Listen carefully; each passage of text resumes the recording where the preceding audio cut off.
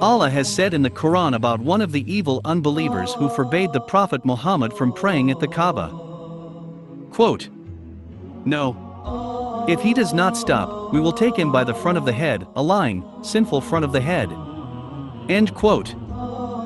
Why did the Quran describe the front of the head as being lying and sinful? Why didn't the Quran say that the person was lying and sinful? What is the relationship between the front of the head and lying and sinfulness? If we look into the skull at the front of the head, we will find the prefrontal area of the cerebrum. What does physiology tell us about the function of this area?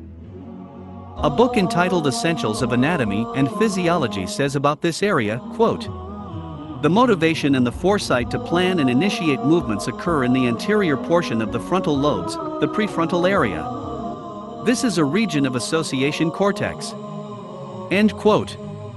Also the book says, quote, "In relation to its involvement in motivation, the prefrontal area is also thought to be the functional center for aggression." End quote. So, this area of the cerebrum is responsible for planning, motivating, and initiating good and sinful behavior, and is responsible for the telling of lies and the speaking of truth.